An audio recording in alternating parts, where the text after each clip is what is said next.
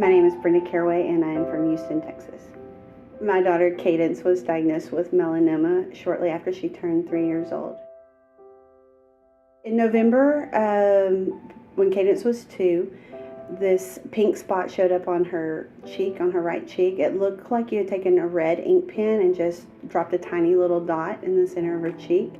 The doctor walks in and he goes, "You know, Mom, I need you to sit down." And so I sat down and he was like, her local pathology report came back as malignant melanoma. I remember walking outside of his office and I just kind of stood with my back to the wall for a few minutes, and then I just remember sliding down to the sidewalk, and I was just sitting there, and Cadence was, a little bitty, and she's like, "What are you doing?" But it's the thing that entered my mind was, so what's going to happen with my kid?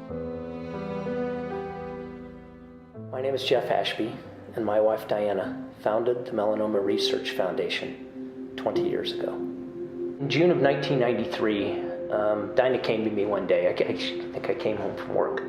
She came to me and she said, "Hey, would you check this mole on my back?" And I didn't think anything of it. I knew nothing of melanoma. And I looked at her back, and right between her shoulder blades was a mole, and I could see that part of it was darker and a little more irregular. They removed the mole. They found that it was melanoma. They said, "We got it all. There's nothing to worry about. Go home and live your life." She came in one morning and she said, "Hey, I have this little lump under my arm." We knew this lump was something she had to look at. Sure enough, they did a surgery and pulled it out, and it was melanoma. And so at that point, we began to realize that this thing might be more serious.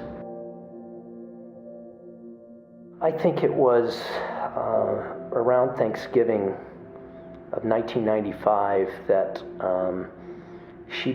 I noticed her dragging one of her feet a little bit. We went in, and sure enough, it was a brain tumor, and they said, "We can operate, we can take this out." So I remember the surgeon coming in. I was the only person in the waiting room, and I was asleep on the couch, and he woke me, I was a little dazed, and I remember him looking at me and saying, "You need to help her get her affairs in order. This is terminal." During this period of time, there was very little the doctors could offer. It was a wild ride. There were 14 major surgeries: abdominal, brain, the lymph node, one lung. This was her journey. And while she was doing all this, she was creating the Melanoma Research Foundation. She died at home in the same house that she founded the Melanoma Research Foundation.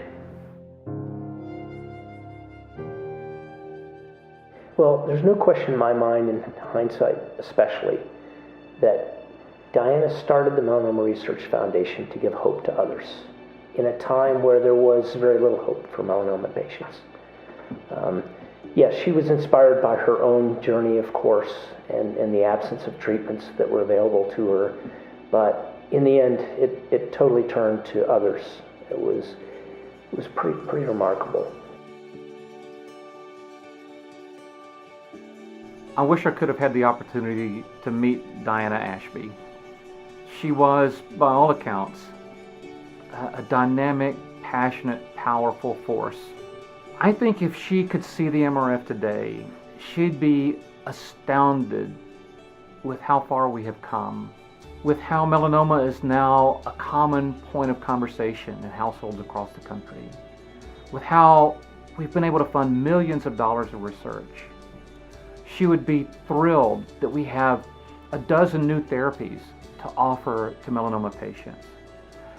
I also suspect she would not be satisfied with what we've accomplished and would push us to accomplish even further, bigger, better things in the future.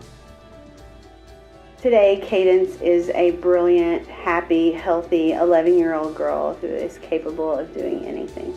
Without the MRF in the beginning, I don't know where we would have been. We definitely would not have had the answers that we needed to make it through those first few months and that first year especially.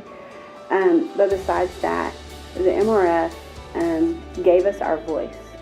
It gave us our purpose. It taught us that we didn't want to just sit back and do nothing.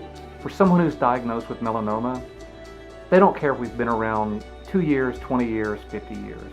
What they care about is finding a place where they can get the information and the support they need. We are celebrating 20 years.